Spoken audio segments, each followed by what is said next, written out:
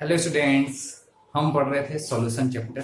Solution chapter में हमारा next topic रहेगा वेपर प्रेशर। ठीक है, आज हम पढ़ेंगे वेपर प्रेशर के बारे में। तो वेपर प्रेशर बेटा स्टार्ट करते हैं। ठीक है, वेपर प्रेशर हेडिंग डालेंगे वेपर प्रेशर अपने नोटबुक में सबसे टॉप में। अब देखिए वेपर प्रेशर होता क्या है, समझते जाएंगे। जैसे कि मान लो मैंने एक बीकर लिया, बीकर में वाटर ले लिया मैंने। क्या ले लिया बेटा? वाटर ले लिया। वाटर के मॉलिक्यूल्स हो गए, ये वाटर हो गए। इसको मैं रख दिया आज, ओके, फर्स्ट डे, आज के डेट में मैंने इसको रख दिया। अब आपको इसको मैंने एक रूम में रखा हुआ है, इस बीकर को वाटर के साथ में। आफ्टर 5 डे अगर मैं इसको देखता हूं, 6 डे आ गया, तो क्या इस बीकर में अगर मान लो वाटर था 100 ml, तो 6 डे के बाद भी ये 100 ml ही रहेगा, या ये थोड़ा कम हो जाएगा अबाउट 50 ml के आसपास, या उससे भी कम, या ये 120 ml हो जाएगा। भाई 3 कंडीशन हो सकती हैं, या तो 100 का 100 रहेगा, या तो कम हो जाएगा, या तो बढ़ जाएगा। मैंने ये फिगर कुछ भी लिया। तो क्या इसकी वैल्यू कम होगी, क्या इसकी वैल्यू बढ़ जाएगी, या ये रिमेन सेम रहेगा? तो अगर आप ये चीज को करके देखोगे, ऑब्जर्व किया होगा, तो आपको समझ में आएगा कि ये कम हो जाता है। रीजन क्या है ना? इसका रीजन क्या है? इसका रीजन ये है, इसके जो मॉलिक्यूल्स हैं, लिक्विड जो है वो गैस में कन्वर्ट होता है। हम सबको मालूम है कि लिक्विड को अगर मान लो लिक्विड को हम हीट करते हैं तो वो गैस में कन्वर्ट होता है। और जिस टेम्परेचर पे हम हीट करते हैं, है ना, जिस टेम्परेचर पे हम हीट करते हैं उस टेम्परेचर को बोलते हैं बॉइलिंग पॉइंट।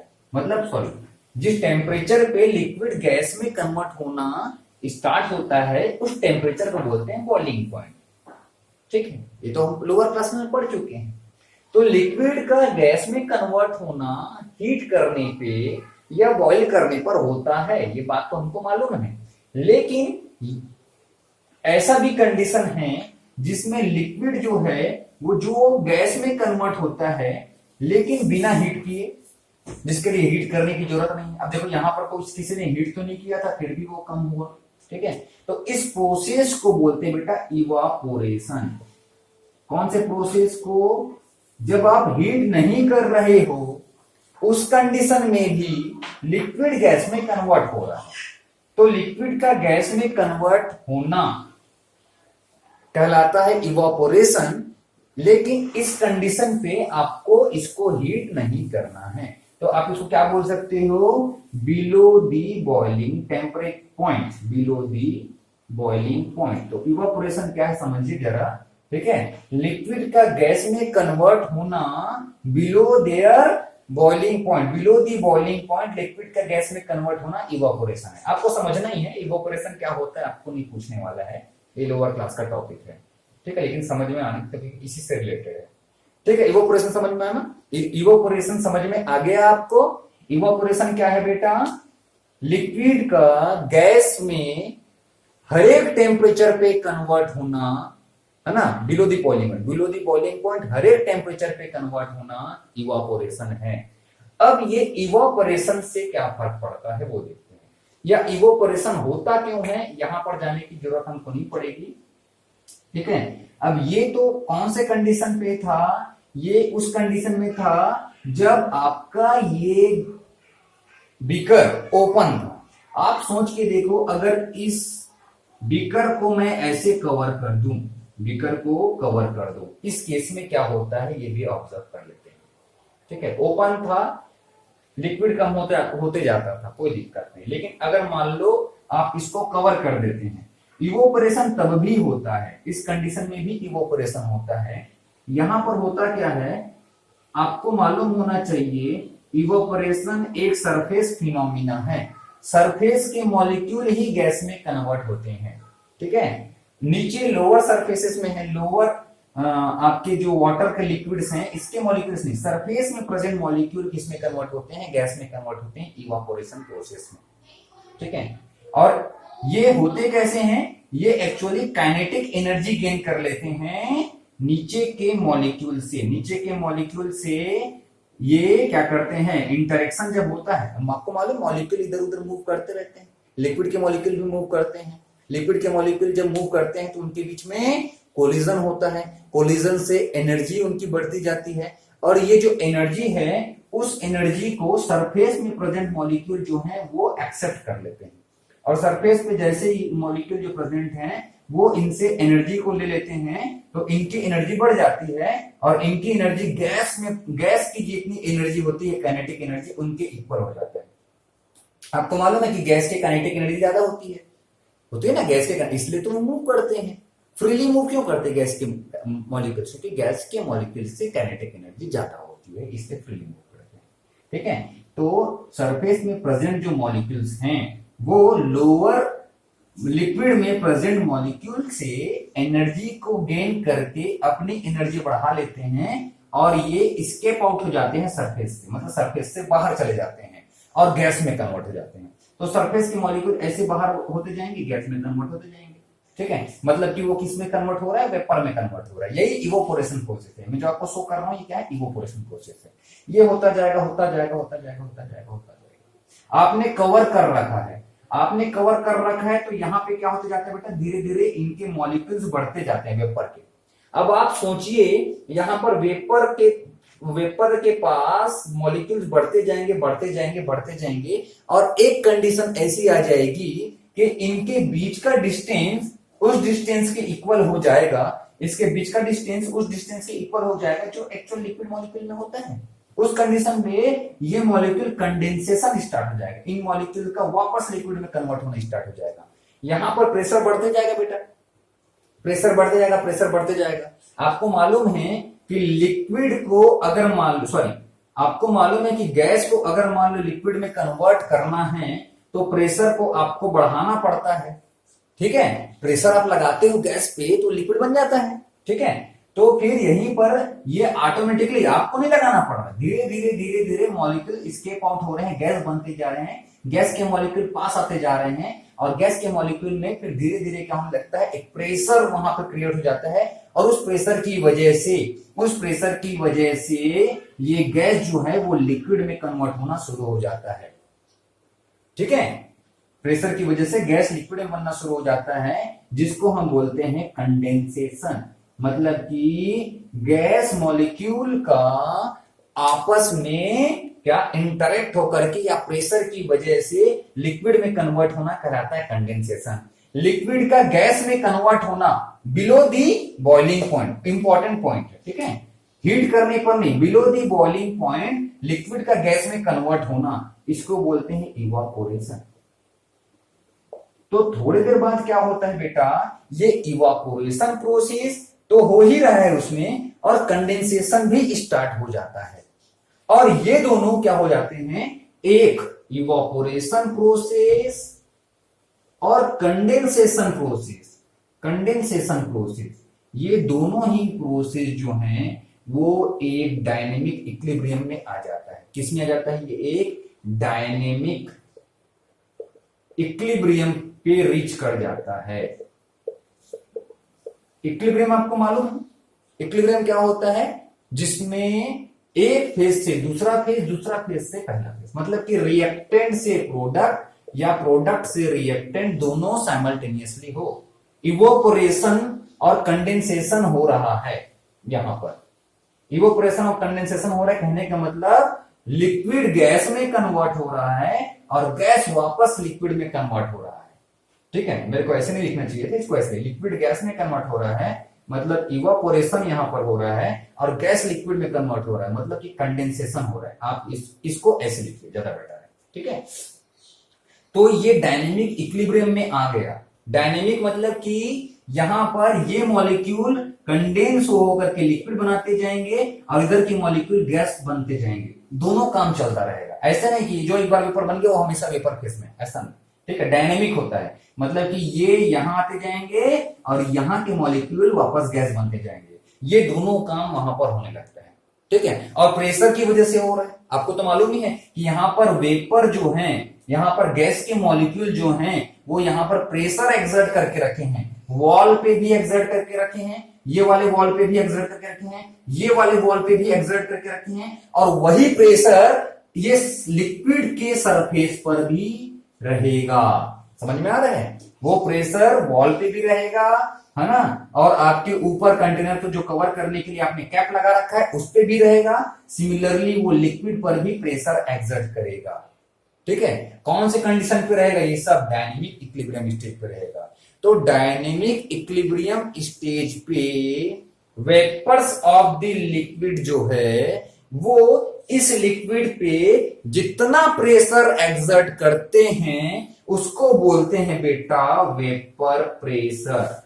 उसको क्या बोलते हैं? वेपर प्रेशर बोलते हैं। ठीक है, तो वेपर प्रेशर का डेफिनेशन क्या हो जाएगा? वेपर प्रेशर का डेफिनेशन लिखते हैं, बाकी चीजें तो अगर आपको नोट डाउन करना है आप नोट कर सकते हैं, मेरे वर्ड्स को आप अपने नोटबुक में लिख भी सकते हो। ठीक है, सारे पॉइंट, लेकिन सबसे इंपॉर्टेंट पॉइंट क्या? वेपर प्रेशर जो हमको पढ़ना है, at the equilibrium stage, at the equilibrium stage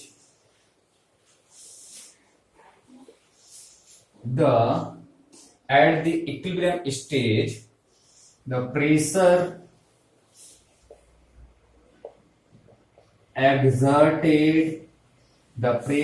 exerted by the vapors of the liquid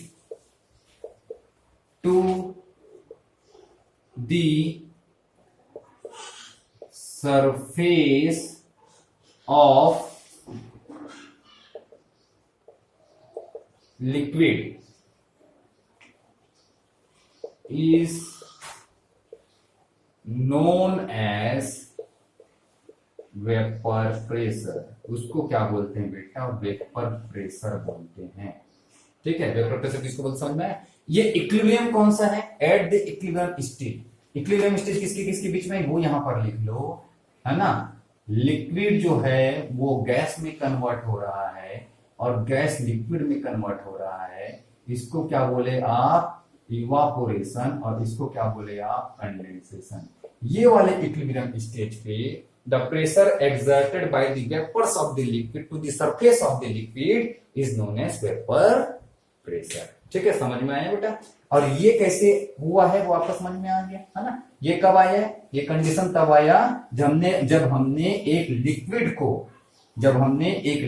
को बीकर में लेकर के उसको कवर अप कर दिया, तब ये कहानी स्टार्ट हुई। ठीक है, तो आप चाहे तो यहां पर इसके ऊपर पे लिख सकते हो। इफ वी, इसके ऊपर में, है ना, if we take a liquid, if we take any liquid in the beaker and cover up the beaker, then the evaporation process and condensation process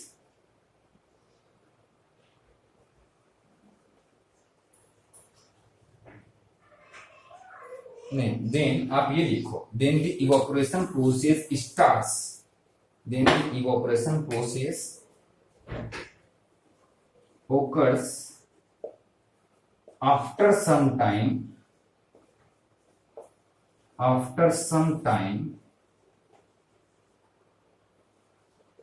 condensation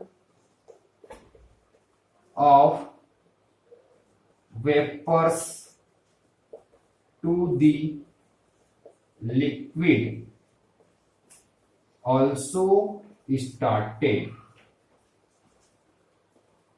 and the system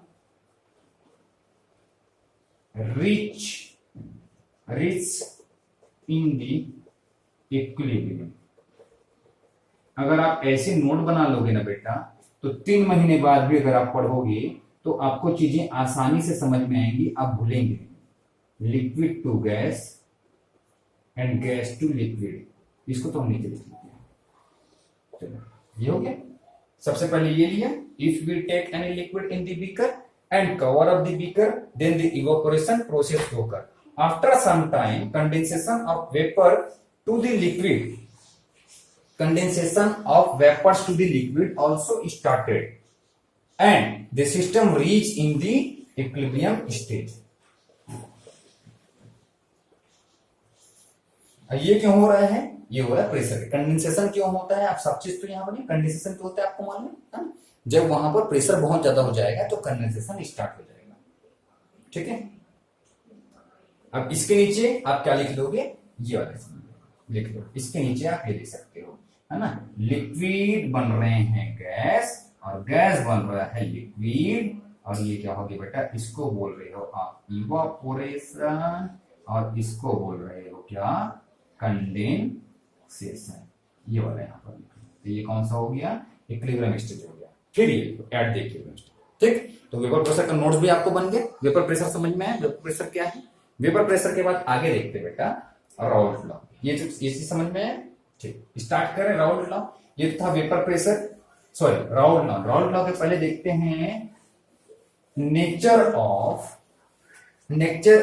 affecting the vapour pressure. Vapour pressure को affect करने वाले nature. कब vapour pressure कब कम होगा, कब vapour pressure ज्यादा होगा, है ना, इस पर थोड़ा डिस्कस कर लेते हैं। ओके, फैक्टर्स अफेक्टिंग दी वेपर प्रेशर। चलो सबसे पहले देखते हैं nature of solute and solvent. Nature of substance, जो कि अभी लिक्विड फॉर्म पे है। ठीक, देखिए नेचर ऑफ सब्सटेंस पे कैसे डिपेंड करेगा? नेचर मतलब कि ये सपोज मैं ले लिया वाटर, मैं ले लिया एसीटोन, मैं ले लिया अल्कोहल।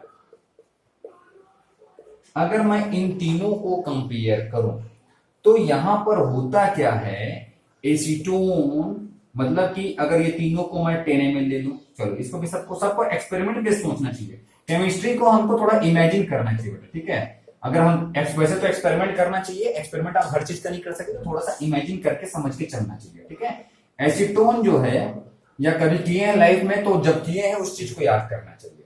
एसीटोन जो है ये हमने 10 ml ले लिया, मैंने इसको भी 10 ml लिया, मैंने इसको भी 10 ml लिया, तीनों को रख दिया, तो सबसे पहले इवोपोरेशन किस पे होगा? इवोपोरेशन मतलब कि ये सब ओपन रहेगा, है ना।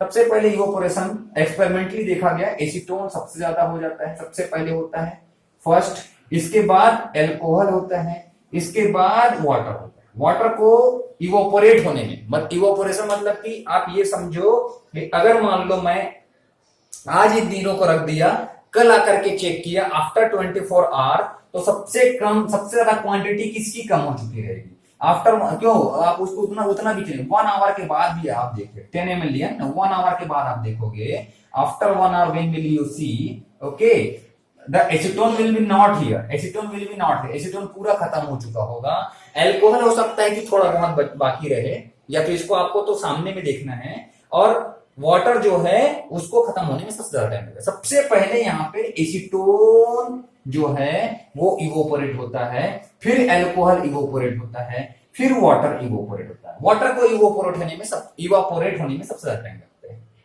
अब अगर मान लो यहीं से सोचिए कि इवोपोरेशन को मैं वेपर प्रेशर से कोरिलेट कर सकता हूं कि नहीं? भाई ये वेपर प्रेशर आ कहां से रहा है? इवोपोरेशन प्रोसेस से तो आ रहा है। मेरे को सिर्फ यहाँ पे कवर अप करना है, और कवर अप करने से क्या होगा?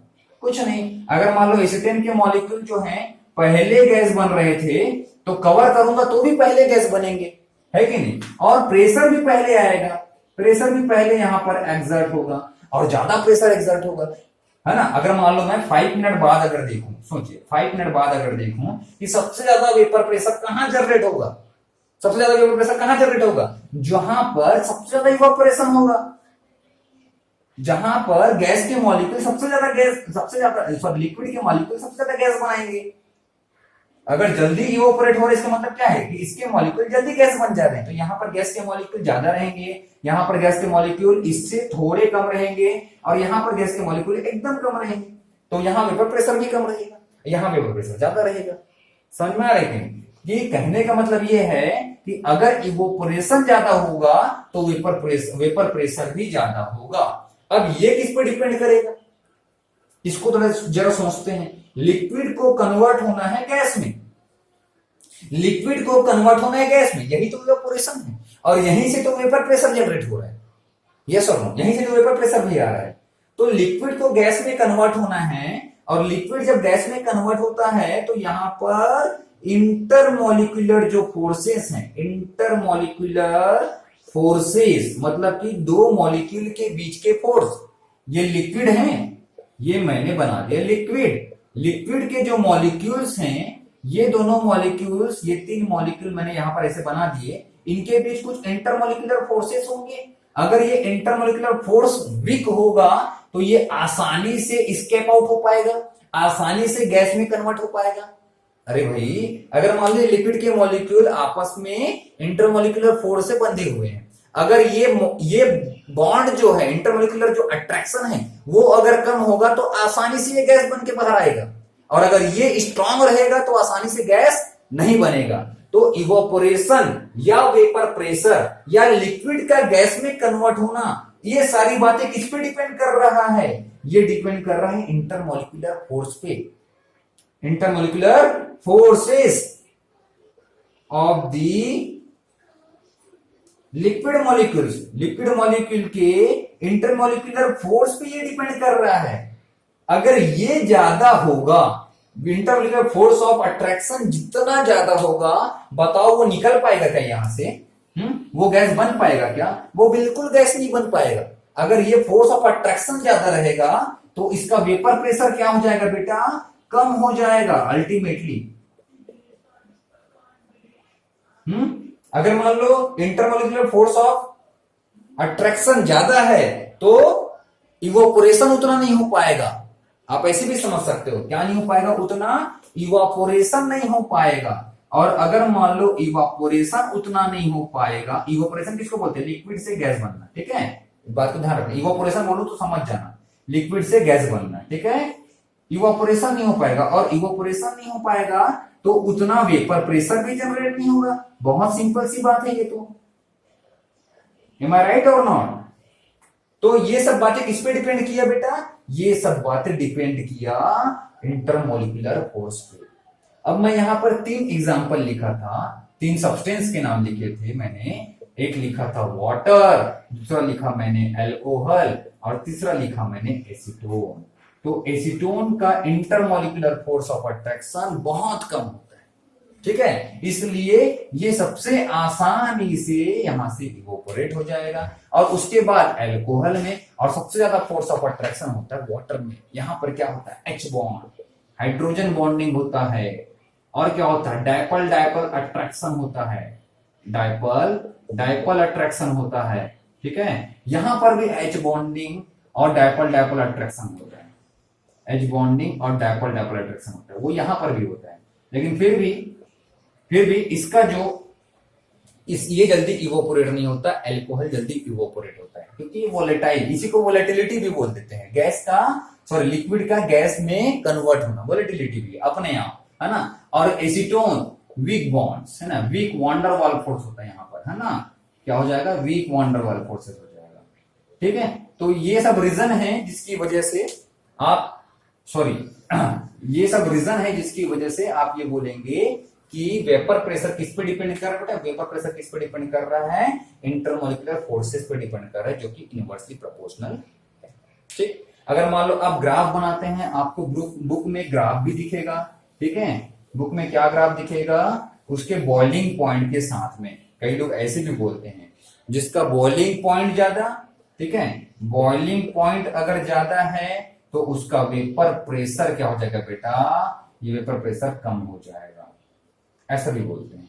भाई बॉइलिंग पॉइंट ज्यादा है मतलब एकदम ज्यादा टेम्परेचर होगा तभी वो गैस में बनेगा, है ना। उसमें फोर्स ऑफ अट्रैक्शन इतना ज्यादा है कि उसको ब्रेकआउट होने के लिए ज्यादा टेम्परेचर चाहिए, ठीक है। तो बॉइलिंग पॉइंट से भी कोरिलेट करते हैं। बॉइलिंग पॉइंट अगर ज्यादा है, पीपी से मतलब क्या समझेंगे आप, है ना, ये पॉइंट है। बॉइलिंग पॉइंट अगर ज्यादा है तो वेपर प्रेशर क्या होता है, कम होता है, ऐसे भी समझ सकते हो, ठीक है। अब वाटर का boiling point about 100 degree centigrade, alcohol का boiling point about 78 degree centigrade, 76 about ऐसा कुछ है ना। फिक्स जो है वो अभी मैं नहीं बोल पाऊंगा, है ना। 76 अराउंड 76 78 के आसपास है। तो यहां पर आप बॉइलिंग पॉइंट से भी समझ सकते हो। इसका बॉइलिंग पॉइंट ज्यादा है तो वेपर प्रेशर कम है, आसानी से वेपर ये नहीं बनाएगा, इसलिए इसका वेपर प्रेशर ज्यादा होता है। ठीक बेटा, समझ में आया। तो नेचर ऑफ सब्सटेंस ऐसे डिपेंड करेगा। इंटरमॉलिक्यूलर फोर्स ऑफ अट्रैक्शन ज्यादा है तो वेपर प्रेशर कम होगा। इंटरमॉलिक्यूलर फोर्सेस अगर ज्यादा होंगी तो यहां पर इसका वेपर प्रेशर क्या होगा बेटा, कम होगा, ठीक है। वेपर प्रेशर क्या होगा यहां पर, कम होगा, ठीक है। ये समझ में आया। सेकंड लीजिए, ठीक है। सेकंड है टेम्परेचर।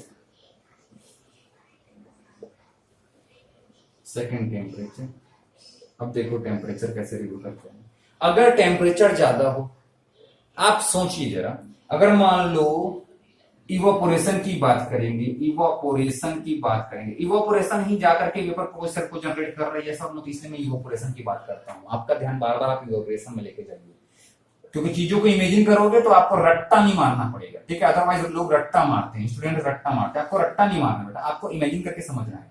इवापोरेशन को दिमाग में लाइए, ठीक है, फिर आपसे सब समझ में आएगा। और इवापोरेशन के लिए सोचना है, ठीक है। ये रहा वाटर, ये रहा अल्कोहल, ये मैंने समर में लिया और सेम चीज को मैंने विंटर टाइम पे लिया। मेरे को बताइए, सोच के देखिए, वाटर जो है, वाटर का जो लेवल है वो विंटर टाइम पे ज्यादा कम होता है या समर टाइम पे ज्यादा कम होता है। वाटर का लेवल का डिक्रीज होने का मतलब क्या है, इवापोरेशन का होना, लिक्विड का गैस में कन्वर्ट होना, ठीक है। अल्कोहल तो जाने नहीं पड़ेगा, इसी से समझ में आ जाएगा वाटर से। इवापोरेशन कब ज्यादा होता है, समर में कि विंटर में? समर में ज्यादा होता है। क्यों? क्योंकि टेम्परेचर ज्यादा होता है समर के टाइम पे। टेम्परेचर ज्यादा होने से क्या होगा, इनके बॉन्ड आसानी से, ज्यादा टेम्परेचर पे आसानी से ब्रेक हो पाएंगे, और जब वो आसानी से ब्रेक होंगे तो ये आसानी से स्केप आउट हो जाएंगे यहां से। भाई उसको दोनों चीज है ना, उसको तो एनर्जी चाहिए, वो तो एनर्जी पहले लेगा, कोलिजन से उसकी एनर्जी बढ़ेगी, ठीक है। और वो एनर्जी को क्या करेगा, इस एनर्जीज को वो क्या करेगा, अब्सॉर्ब करेगा, कहां से, नीचे के मॉलिक्यूल्स से। सरफेस के मॉलिक्यूल नीचे के मॉलिक्यूल से एनर्जी को एब्सॉर्ब करेगा। अगर टेम्परेचर ज्यादा है तो इनकी एनर्जी वैसे भी बढ़ जाएगी और आसानी से यहां से ये स्केप आउट हो जाएगा और क्या बन जाएगा, लिक्विड से बन जाएगा गैस, और लिक्विड से गैस बन जाएगा तो गैस जाकर के वेपर प्रेशर को जनरेट करेगा, ठीक। तो वो समर में ज्यादा होता है, मतलब टेम्परेचर अगर मैं इंक्रीज कर दूं तो फिर वेपर प्रेशर भी क्या होगा बेटा, इंक्रीज होगा, ठीक है। मतलब टेम्परेचर के डायरेक्टली प्रोपोर्शनल है। ये तो अंडरस्टूड है, इसमें आपको प्रॉब्लम होगी भी नहीं। टेम्परेचर वेपर प्रेशर के साथ डायरेक्टली प्रोपोर्शनल है, ठीक है। अल्टीमेटली हमको ये बात समझ में आती है, ओके। अब देखते हैं एक और लास्ट हम देखते हैं, दैट इज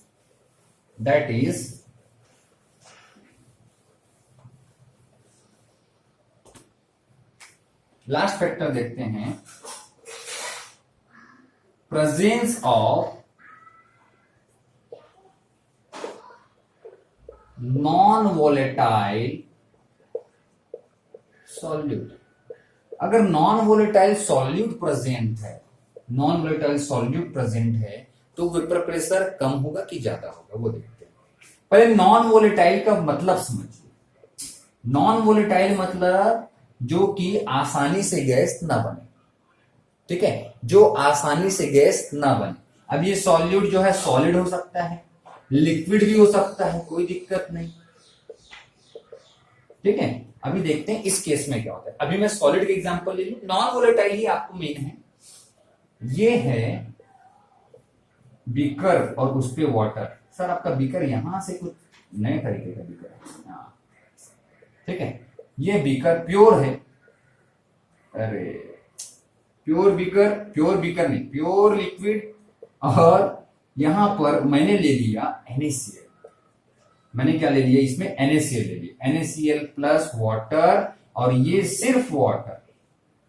ठीक है, तो यहां पर सॉल्यूशन मैंने बनाया यहां पर, तो यहां पर सिर्फ वाटर के मॉलिक्यूल्स होंगे, और यहां पे क्या होंगे? वाटर वाटर, ये सपोज NaCl, वाटर वाटर, ये सपोज NaCl, ये water suppose NaCl, water suppose NaCl, फिर सपोज वाटर। मतलब कुछ मॉलिक्यूल सरफेस में NaCl के भी होंगे। यहां पर सारे मॉलिक्यूल वाटर के होंगे, क्योंकि नॉन वोलेटाइल सॉल्यूट तो यहां है ही नहीं। अगर नॉन वोलेटाइल सॉल्यूट प्रेजेंट रहेंगे तो क्या होगा? नॉन वोलेटाइल सॉल्यूट प्रेजेंट रहेंगे तो वो सरफेस के कुछ एरिया को ऑक्यूपाई कर जाएगा, जहां पर वाटर के मॉलिक्यूल प्रेजेंट हो सकते थे। जितने ज्यादा वाटर के मॉलिक्यूल सरफेस पे प्रेजेंट रहेंगे, उतना ही ज्यादा वेपर प्रेशर होगा। क्यों? क्योंकि ये इतना ही ज्यादा इसको अपॉर्चुनिटी मिलेगा गैस में कन्वर्ट होने का। आप खुद सोचिए, प्रोबेबिलिटी बढ़ जाएगी गैस में कन्वर्ट होने की। यहां पर वाटर के कितने मॉलिक्यूल हैं? ये सपोज 4, 4, 8 एंड 3, ये सपोज यहां पर 13 मॉलिक्यूल है, सपोज है ना, काउंट नहीं कर रहा है। तो यहां पर कितने मॉलिक्यूल हैं? यहां सपोज 8 मॉलिक्यूल हैं। 5 मॉलिक्यूल किसके हो गए? NaCl के हो गए। 5 पार्टिकल किसके हो गए? NaCl के हो गए। तो यहां पर 13 मॉलिक्यूल गैस बन सकते हैं।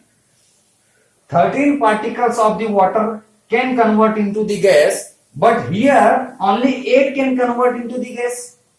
और गैस में कन्वर्ट होगा तभी तो वेपर प्रेशर जनरेट होगा।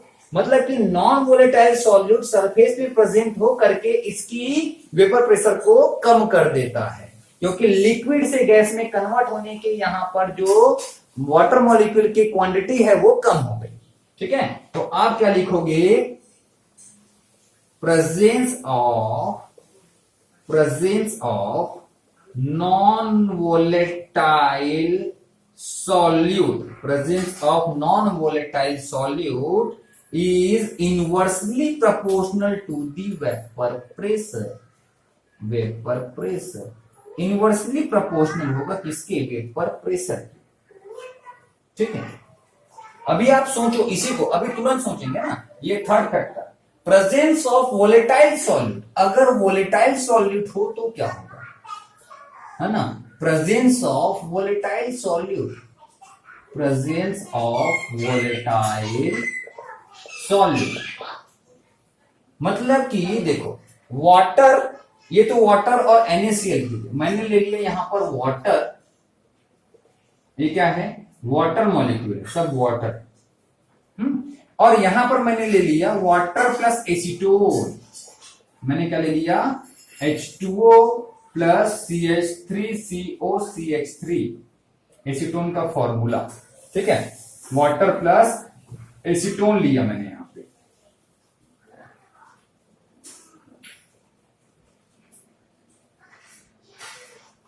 वैसे फॉर्मूला नहीं चाहिए आपको तो, ठीक है, एसीटोन। अभी देखो यहां पर क्या होगा, सोचना है आपको, आप खुद सोचिएगा। वाटर के मॉलिक्यूल बस होंगे सरफेस पे, और यहां पर क्या होगा? Water water acetone, water water acetone, acetone water acetone water.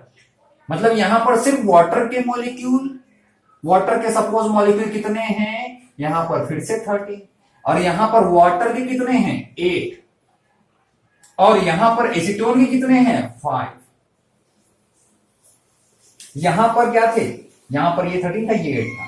ये यहां पर 5 NaCl का था, लेकिन NaCl का यहां प्रेजेंट होना हमारे लिए लॉस था। क्यों लॉस था? क्योंकि NaCl गैस में कन्वर्ट नहीं होगा आसानी से, भाई वो सॉलिड में, उसमें फोर्स ऑफ अट्रैक्शन ज्यादा रहता है। अब यहां पर सोचिए जरा, यहां पर ये 13 के 13 वाटर मॉलिक्यूल, और यहां पर 8 वाटर मॉलिक्यूल है, तो 8 के अगेंस्ट 8 का इवोपोरेशन तो सेम होगा, स्पीड सेम रहेगा। लेकिन यहां जो बच गए 5 वाटर के मॉलिक्यूल और यहां बच गए 5 एसीटोन के मॉलिक्यूल, इनके बीच होगा अब रेस। भाई ये 8 से 8 नलीफाई हो गया मान के चलिए। अब इन दोनों में आप सोचना है आपको कि कौन जल्दी इवोपोरेट होगा। जो जल्दी इवोपोरेट होगा वही तो ज्यादा वेपर प्रेशर बनाएगा, है ना। जो जल्दी इवोपोरेट होगा वो जल्दी वेपर प्रेशर बनाएगा। तो अगर मान लो यहां पर 8 वाटर थे और यहां पर भी 8 वाटर थे, तो मैं तो इसको कैंसर समझ सकता हूं। बाकी रेस होनी है 5 वाटर में और यहां 5 एसीटोन में। और थोड़ी देर पहले मैं बताया था कि एसीटोन के मॉलिक्यूल्स के इंटरमॉलिक्यूलर फोर्स ऑफ अट्रैक्शन कम होते हैं, और इंटरमॉलिक्यूलर फोर्स ऑफ अट्रैक्शन कम होते हैं तो ये आसानी से गैस बन जाएंगे। तो ये आसानी से गैस बनेंगे, लेकिन ये वाटर के 5 मॉलिक्यूल उतनी आसानी से गैस नहीं बनेगा। ये वोलेटिलिटी पे डिपेंड कर रहा है, इसके मॉलिक्यूल के फोर्स ऑफ अट्रैक्शन पे डिपेंड कर रहा है। अगर वोलेटाइल लिक्विड प्रेजेंट हो, अगर वोलेटाइल सॉल्यूट प्रेजेंट हो, तो वेपर प्रेशर क्या हो जा रहा है बताइए, बढ़ जा रहा है। क्यों? क्योंकि इनमें इंटरमॉलिक्यूलर फोर्स ऑफ अट्रैक्शन कम होता है। किसमें? वोलेटाइल में। और नॉन वोलेटाइल में इंटरमॉलिक्यूलर फोर्स ऑफ अट्रैक्शन ज्यादा होता है। तो ये है वहीं का, बस पॉइंट बढ़ गया और कुछ नहीं। तो अगर मान लो आपको कंपेयर करना हो वोलेटाइल सॉल्यूट के प्रेजेंस में, तो वेपर प्रेशर क्या हो जाती है बेटा? बढ़ जाती है। तो वेपर प्रेशर आप ऐसे बोल सकते हो, वे presence of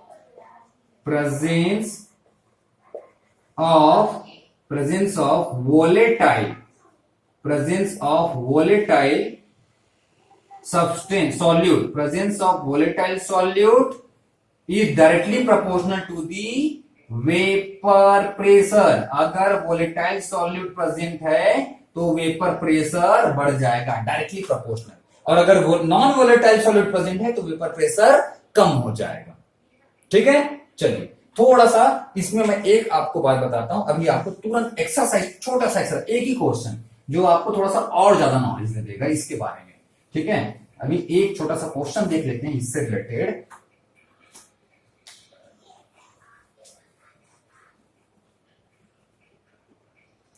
five gram NaCl plus 10 gram H2, यहां पे 5 ग्राम एल्कोहल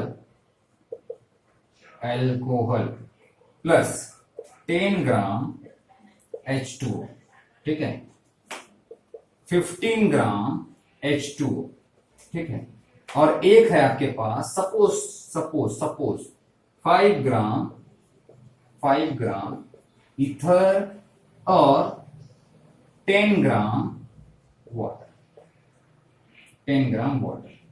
ये मैंने यहां पर 4 मिक्सचर्स बनाए हैं। ये 4 मिक्सचर, ये फर्स्ट मिक्सचर, ये सेकंड मिक्सचर, ये मिक्सचर नहीं है, ये तो 15 ग्राम वाटर है, और ये हो गया आपका ईथर प्लस। अब इसमें वेपर प्रेशर के accordingly okay arrange the mixtures, arrange the above solutions, okay, in the increasing order of, अभी तक आप लोग बनाना शुरू कर चुके होंगे, अच्छी बात है, of vapour pressure. Increasing order of vapour pressure में आपको इसको अरेंज करना है। ये सपोज A, ये B, ये C, ये D। अभी बताया, चलिए सोचिए फटाफट। देखो है तो सब 15 ग्राम, ये 15 ग्राम, 15 ग्राम, 15 ग्राम, 15 ग्राम, ठीक है। अब यहां पर आपको क्या सोचना है, वोलेटाइल नॉन वोलेटाइल, जो अभी थोड़ी देर पहले पढ़े, ठीक है। इसमें नॉन वोलेटाइल कौन है बताओ, इसमें नॉन वोलेटाइल कौन, ये NaCl non volatile. Non volatile रहेगा तो वो क्या कर देगा, वेपर प्रेशर को कम कर देगा। तो ये वेपर प्रेशर को कम कर देगा। तो सबसे कम वेपर प्रेशर किसका होगा, A का। आपको इंक्रीजिंग ऑर्डर में जमाना, सबसे कम वाला पहले आएगा, ठीक। A का वेपर प्रेशर सबसे कम, ठीक है। इसके बाद हमने क्या पढ़ा, वोलेटाइल रहेगा तो वेपर प्रेशर बढ़ जाएगा। चलो अब यहां देखते हैं, यहां पर एल्कोहल है वोलेटाइल, यहां पर तो पूरे वाटर है, ठीक है, यहां पर तो पूरा वाटर है, और ये ईथर यहां पर वोलेटाइल है, ठीक है। और यहां पर मैं इसको ऐसे लिख लेता हूं, चलिए इसको तो आप ऐसे बोल सकते हैं ना, 5 ग्राम H2O प्लस 10 ग्राम H2O। 10 ग्राम यहां पर कैंसिल हो जाएगा, तीनों 10 ग्राम कैंसिल, बचा क्या, 5 ग्राम एल्कोहल, 5 ग्राम वाटर, 5 ग्राम ईथर के बीच अब होना है रेस।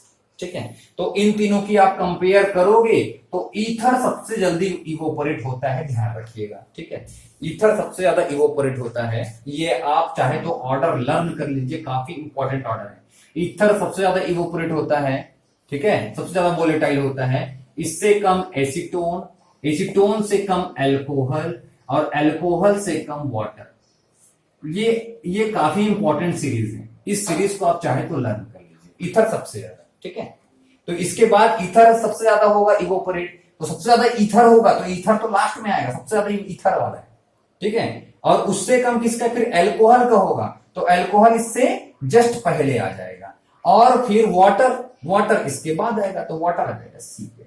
मतलब सबसे ज्यादा, जितना ज्यादा वोलेटिलिटी होगी उतनी ज्यादा उसकी वेपर प्रेशर होगी। तो सबसे ज्यादा वोलेटाइल यहां पर ईथर, सबसे ज्यादा आ गया ईथर। इसके बाद कौन आ गया बेटा, इसके बाद एसीटोन तो हमारे पास है ही नहीं, अल्कोहल, तो एसीटोन, फिर अल्कोहल का इससे कम, है ना, और फिर इससे कम किसका होता है बेटा, वाटर का होता है, तो वाटर आ जाएगा फिर उससे भी कम। ठीक है, और NaCl तो उसको और कम कर रहा है, तो यहां पर ए आ गया, तो ऑर्डर ये होगा। तो वोलेटाइल सॉलिड और non volatile solid vapour pressure को बहुत ज्यादा चेंज करता है। ठीक है, तो आज हमने पढ़ा वेपर प्रेशर एक्चुअली होता क्या है, वेपर प्रेशर कैसे अफेक्ट होते हैं। वेपर प्रेशर से रिलेटेड बहुत सारे टॉपिक्स हैं इस चैप्टर में, वेपर प्रेशर के बारे में काफी कुछ पढ़ना है, लेकिन हम एक ही वीडियो में नहीं पढ़ेंगे। आज हम इतना करते हैं, इसके बाद नेक्स्ट वीडियो हमारा रहेगा राउल्ट लॉ का, काफी इंपॉर्टेंट है, ये वीडियो आप जरूर देखिए, है ना। इसके बाद जैसे राउल्ट लॉ हम करते हैं, तो राउल्ट लॉ में आज जो हमने पढ़ा इसके सारे फैक्टर्स जो हैं वो वहां पर हमको यूटिलाइज होने वाले हैं। कीप वॉचिंग, कीप प्रैक्टिस, अच्छे से पढ़ाई कीजिए, प्रैक्टिस करते रहिए, and please subscribe the channel, ताकि मैं अगर मान लो आपको कोई भी वीडियो अपलोड करूं तो इसका मैसेज आपको मिल जाए। Okay, thank you so much, keep watching, keep practice.